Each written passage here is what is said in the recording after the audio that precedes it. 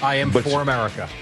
You are. I am for America. Of course you are, and I acknowledge that. I just felt like the Olympics happen every 4 years. This is our chance to rally as a country or as a fellow American. Yeah. And we all should be watching it. And you were just like, eh.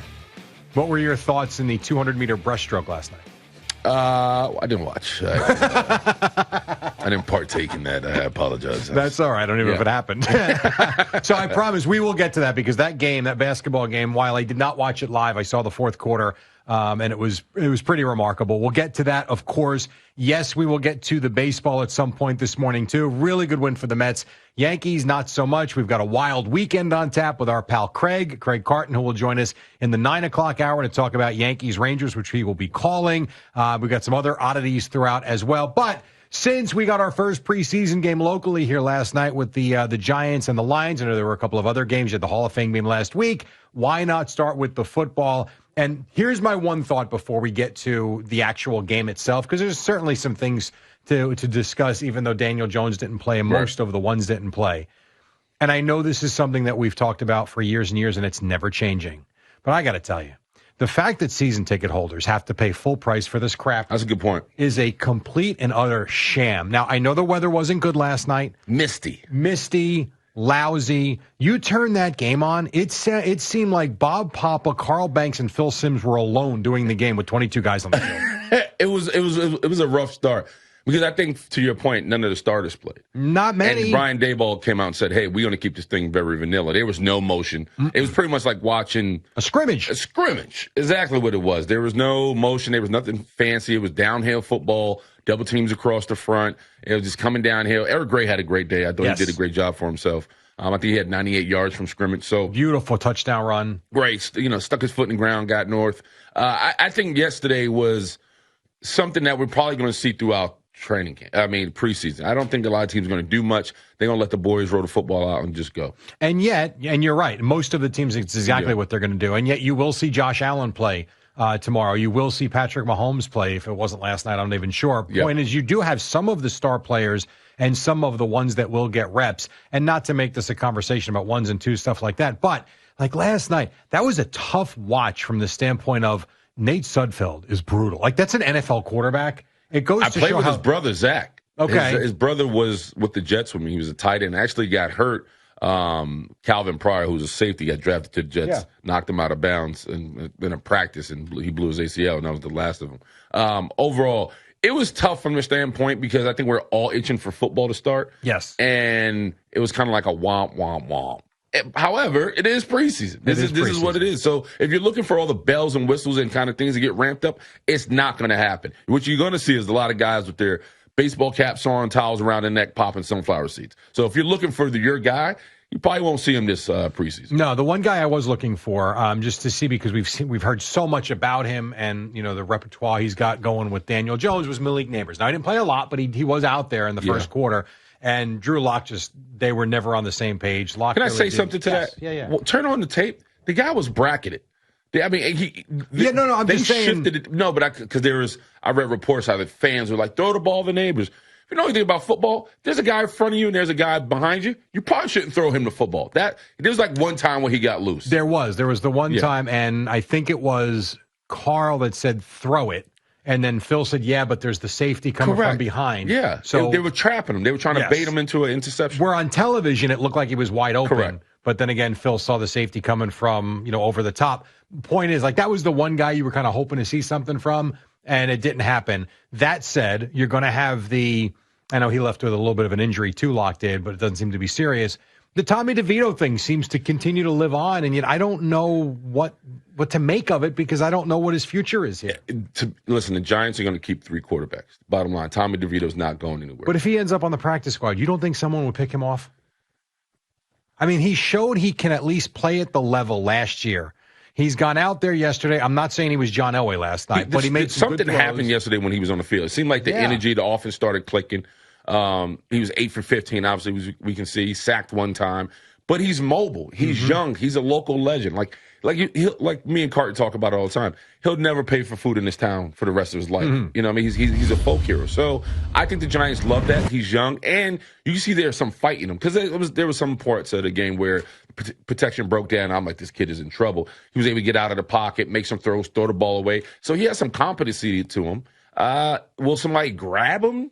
Who knows? I think Dave all likes him, honestly. I don't think there's a question about that. But I know when you get put to the practice squad that, another team can just 100%. come pluck you right off and put you on the roster. And I would think in a quarterback-starved league, and again, I'm not making fun of anybody. It was second-string stuff last night, but there are second-string quarterbacks that don't look the part. And you sit there 100%. But they were great college players, but for whatever reason at the NFL level, it doesn't compute, and they're on the roster because it's a roster spot. Tommy DeVito has shown he can play a little bit. I would think 1 out of 31 other teams might need that. Maybe, but I think it's too early. Listen, it's too early in the season to tell. I think he's definitely garnered some attention from other teams. It's just a matter of if the Giants want to protect him. Do they want to kind of hide him in some type of fashion? I don't know if that's going to happen. I don't ever see the kid leaving the town. I think he's just going to be the Hurt Williams of the New York Giants. Yeah, he might be. He's going to ride the bench for the rest of his life, and he's just going to be a part of the New York Giants. That's how it's going to be. No, he did make some good throws, as we talked about. And Eric Gray, that would have been, I think, probably the story of the game had DeVito not come in, because the one catch out of the backfield, the touchdown run was a beautiful, the jab step right. And by the way, set up by what? A great draw play. And fake by DeVito. Yeah, but I also think, when you talk about it, we're watching it as it goes on right now. I think one thing about Eric Gray that I loved, he looked like his legs, listen, I'm always a fan of a running back who runs behind his pads, meaning he's able to lower his shoulder and just get north. Not a lot of dancing. That's more instinctual, and I think he showed that last night, so I was happy to see that. What is it? So it seemed like this now, they come off this first preseason game. Obviously, you get to work on the second one. You've got the season now just a few weeks away. Today is tomorrow. Starters are you basically getting into the tape of this, or is this, all right, we got through it, now we move on to the next? I think you move on to the next. The Lions were pretty much on the same page as the Giants. We're going to keep it very vanilla. Let's get the guys out there and see what they look like. Now for the starters going into the next preseason game, now it's really about what do we have right now? Like, what do we look like? Because there, like I talked about it yesterday, not to be redundant, there's a checklist. I know every time we went to a preseason game, I was fortunate enough to have offensive line coach Russ Grimm, the great Russ Grimm. Yeah, then I had Larry Zerline. Then I had the great Sean Kugler.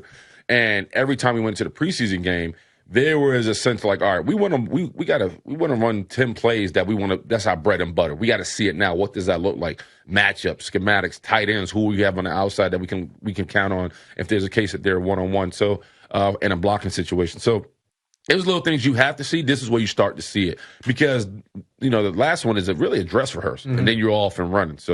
But I think a lot of these guys are getting ramped up and ready to go. It was interesting. I thought from the defensive side, from the Giants, Deontay Johnson, man, I thought he looked phenomenal. I thought speed. He had that one sack when Suffield rolled out. He was able to get out there and make the big play. But I think their Giants defense their young guys, they all look fast and furious. So I thought it was a good day for the Giants. I agree. And I'm with you too. I think we said this yesterday. I think defensively, the Giants, and they were good last year defensively. Yes. I think they'll be very good defensively this year with the additions they've made. I know some subtractions for sure, but I think they're really going to get after the quarterback, and that changes games. I thought it was huge for Giants getting Shane Bowen because, listen, when he was with Tennessee, they ranked number 1 in stopping the run. He was big time year after year. So the fact that they got him, Dexter Lawrence is going to be a horse. Thibodeau, you got Brian Burns. They got some guys that can flat out go get it. So listen, now it's just about winning. They've done enough. They revamped the line. You got John Runyon Jr., who I was a fan of, when he was with the Packers. But now it's like, all right, now what are we going to do with it? Like, we got everything we need. We kind of fixed the car up. Let's go run it. No doubt. Now, the one thing that did surprise me last night, I shouldn't have been, but I never heard this before. I think it was Sims or it was Carl. I forget, one of them said they only, on a game like that, it's 30 plays and that's it. That's all they have, 30 plays. But that goes into what I was talking about, the bread. But you got to see, like, all right, hella high water. This is what we're calling. These specific plays. This is where we're going right now. For us, we had a play called 22 doubles. It's pretty much double teams across the board. And it was a play we ran multiple, packages out of, but it was something like if we needed 2 yards or we needed a lot of yardage, this is what we're leaning on. And so those are the things you're trying to figure out right now. All right, so for the Jets, so that's the Giants side of things. For the Jets, they will get started with Washington tomorrow. They had the joint practice yesterday. The weather was terrible. I saw they kept out Aaron Rodgers. I was there. Give me some thoughts.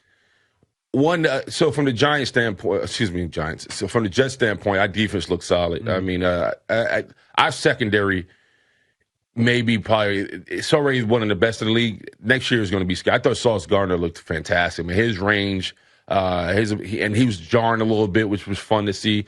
They didn't have. I know the headlines have been about fighting. Mm-hmm. The guys kept it very professional. They got after each other, but it was nothing over the top. But I thought Sauce stood out for me. It was good to see Chuck Clark out there. Remember, he tore his ACL last year. Yeah. So we really didn't see anything from him, but he was out there. It was good to see him. Overall, Michael Clemens, it looks like something out of X-Men. I've never seen a guy so chiseled. I mean, I played with James Harrison, so I shouldn't say that. However, but overall, the team looks solid, man. Aaron Rodgers wasn't out there. He was kind of in rain gear, hanging out, popping some seeds. But everybody looks solid. I tell you, from the Commander standpoint, they got one of Jaden Daniels. I liked him a lot. Really? Yeah, I liked him a lot. I thought he showed a lot of moxie, cool, calm under pressure. And our boys were getting after him, meaning the New York Jets. And he seemed like he had that it factor. What do you think is, obviously it's all of it, but if I asked you the most important thing when you're trying to evaluate a young quarterback, is it the athleticism, the arm strength, or is it that attitude and confidence? For me, it's the attitude and confidence, because things are going to happen. The offensive line isn't having a good day. There's going to be miscommunications. How he handles that is always going to be an indicator of how the offense is going to go. Because if he can keep going and keep his poise and stay steady, that's how you can, all right, let's get out of it. Let's keep pushing forward. And for a young guy, he showed a lot of that. I mean, I think they had I forgot the drill they were running. And he threw a little ball in the flat, and there was guys beaming on his neck. And he didn't just wait. Nothing. Some guys look like they're rattled. You can tell he has a good pocket presence. He knows how to get rid of the ball. He doesn't get rattled. I tell you, if Washington turned out to be a decent team, which I don't expect, and certainly not in year one. They need help on the O-line. They don't have any tackles. No doubt. Yeah. You'd be looking at a division. I mean, sometimes, this goes in cycles, obviously, where certain divisions are just way up and certain divisions are way down.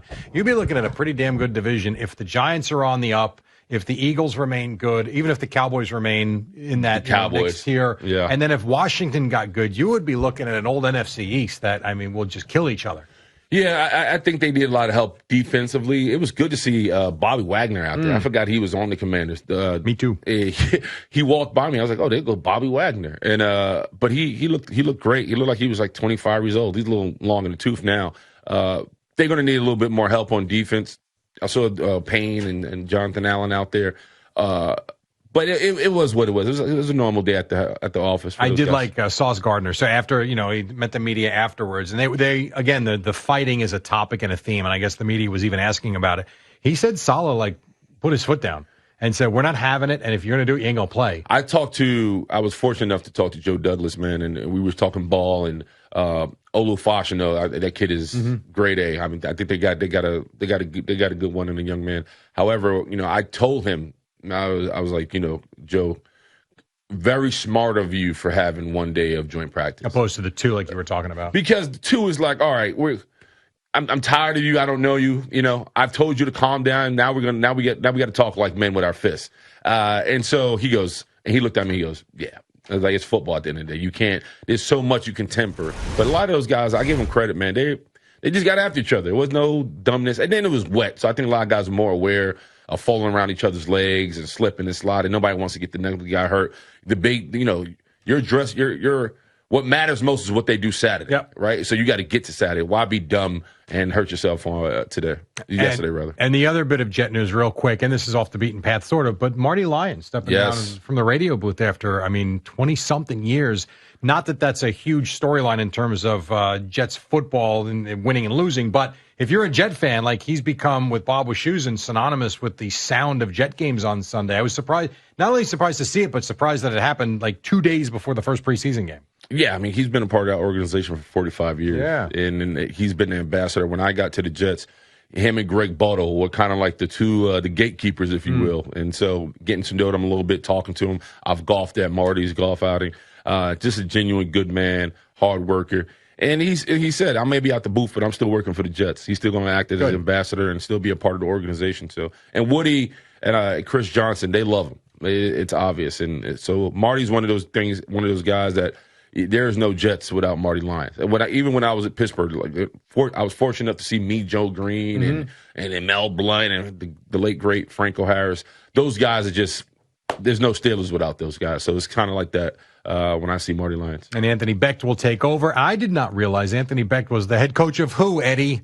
You should know this. You know this, Eddie. Eddie knows all crazy football. Anthony Becht was the head coach of what team and what league? Come on now. You got this. I'm sitting here telling him. It's a bird. It's the St. Louis Battlehawks. Yeah, boy, Eddie. I knew he would know it. Exactly. So I guess he's going to maintain that role, too, and then do this job as well. I've been around anyway on game day, I think, right? Yes. I actually talked to Anthony yesterday, and he was excited about the opportunity he has with the Battlehawks. But I think one thing, it's tough. It's not the NFL. He obviously played in the NFL. But he knows everybody's guy's aspiration is to get in the NFL. And so we talked briefly about that, and he's excited. And if there's one team to coach that actually had some good fan support, it was that team. Oh, 100%. St. Louis actually did really well in that league. I was at Alabama. I was a Birmingham Stallion guy. That was my team. I don't know if that matters at all, but not really. But it's good for you. All right, we'll take a quick break. When we come back, we'll get Peter in. I promise we're going to get to the basketball, the baseball as well, and you.